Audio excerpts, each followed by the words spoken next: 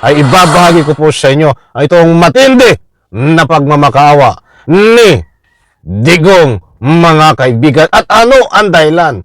Bakit siya nagmamakaawa sa taong bayan? Ayun nga po yung palusot nila. Kasi ganyan ang ginagawa nila nung nasa Davao pa lang. Ganyan sila magnakaw.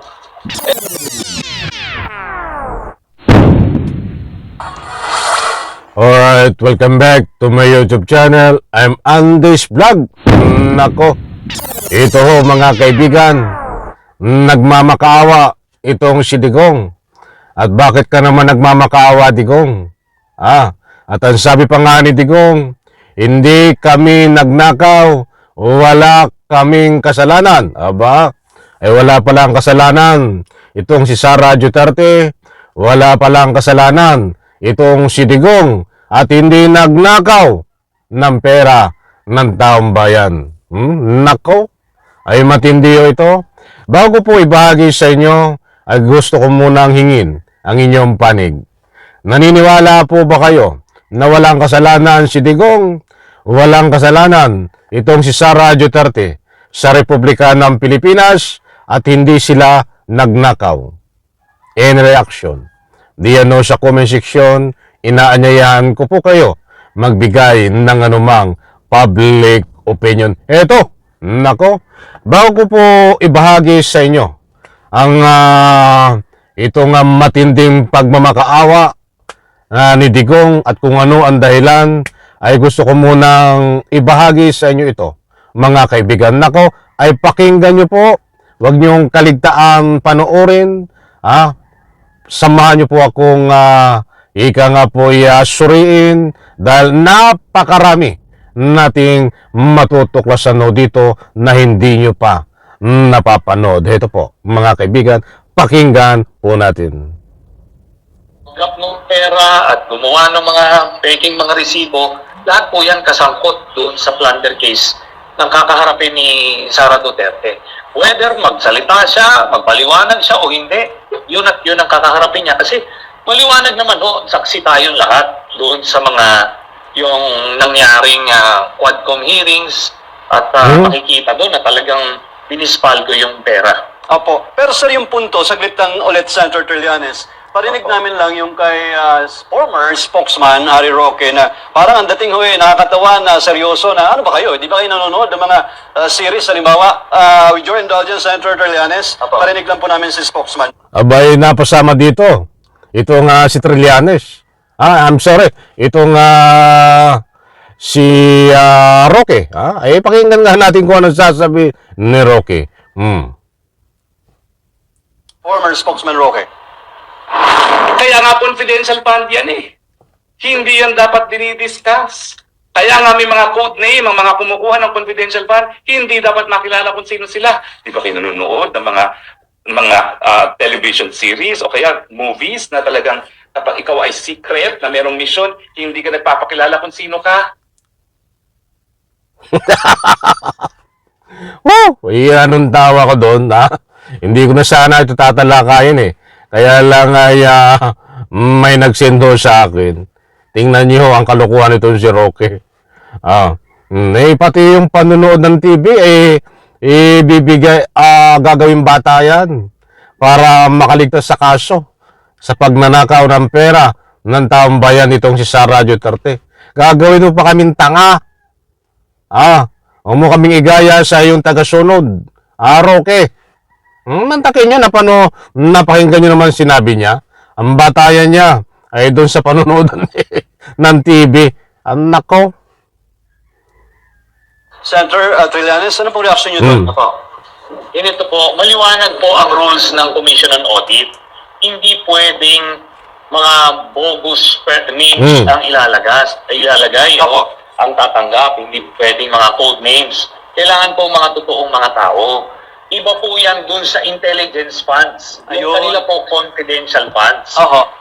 Yung confidential funds po, mas mahigpit po ang accounting and auditing procedures. Hindi po siya pumasa dun sa Commission on Audit. At Commission on Audit na mismo ang nagsabi. Yung mga sinasabi ni Harry Roque, mga palusot po yun. Di yan ang gamitin niya sa korte. Tingnan natin kung lulusot yan. Pwede po ba yun? Naiisip nyo, kung sinasabi ni Harry Roque na okay lang magsulat ng Mary Grace Piatos, di lahat na ng ahensyang may confidential funds, isulat na lang Mary Grace Piatos. Tama po eh. Opo. Ang tawa ko doon eh. Talagang matindi ang katalinuhan nito si Roque. Roque! Kumusta naman diyan? Ayaw ko na nga magbigay ng public opinion kay Roque dahil ang sinasabi ko nito walang kakwenta-kwenta. Ganyan ang tao na nasubrahan ng talino. Parang si Topacio. Nasubrahan din po ng talino. Makikita nyo doon sa mga galing talagang abogado de Campanilla, ay talagang ang pinagbabatayan ay ang matitibay na lumalabas na ebidensya. Ba't itong si Roque ang pinagbabatayan niya ay ang kanyang sariling kuro-kuro. Hindi po nagbabatay sa anumang matitibay na ebidensya na lumalabas. Dahil panatiko niya at tagasunod siya ni Digong at ni Sara Duterte. Nako po, wag na nating habaan doon. Baka tayo kulangin sa oras. Dito sa bandang gitna, mga kaibigan ng ating pagtatalakay, ay ibabahagi ko po sa inyo ay itong matindi na pagmamakaawa ni Digong, mga kaibigan. At ano ang dahilan? Bakit siya nagmamakaawa sa taong bayan, mga kaibigan? Ito nga ba ay nakonsensya na?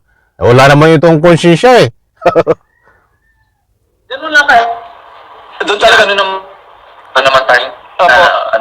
Go ahead. Ni Harry Roque. Okay. Senator Trillanes, mabutit nalinaw nyo rin yun, yung intelligence fund versus confidential fund.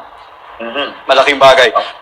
Sa panayam din kasi ni former legal counsel, di ba? Attorney Salvador Panelo, yun din po kanyang ini-emphasize eh, na bakit yung pakikialaman talagang confidential, di po ba? Yun nga po yung palusot nila. Kasi ganyan ang ginagawa nila nung nasa Davao pa lang. Ganyan sila magnakaw. Ito po, yung intelligence fund po kasi talagang sa mga security. Mga kaibigan, narinig nyo po yun kay dating Senador Trillanes. Dahil isa din po sa complainant yan na may hawak po na matitibay na ebidensya. Kaya't in relation, pinarinig ko po sa inyo. Dahil sinasabi ho ni Digong na wala silang kasalanan, hindi ho sila nagnanakaw, mga kaibigan.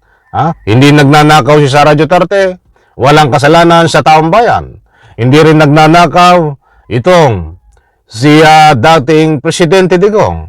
At wala din siyang kasalanan sa taong bayan. Kaya diyan po importanteng mahalaga, kaya pinarinig ko po sa inyo, mga kaibigan, itong pagnanakaw ng pera ng taong bayan nitong si Sara Duterte ang lumalabas sa anumang investigasyon. Ito pa mga kaibigan, at ipaparinig ko po sa inyo at ipapanood itong pagmamakaawa ni dating Presidente Digong. Ito. Ipa-plus ko po sa screen. Nandyan ho, kung gusto nyo pong lubos maunawaan, pwede nyo pong i-screenshot. Iyan po, aking babasahin.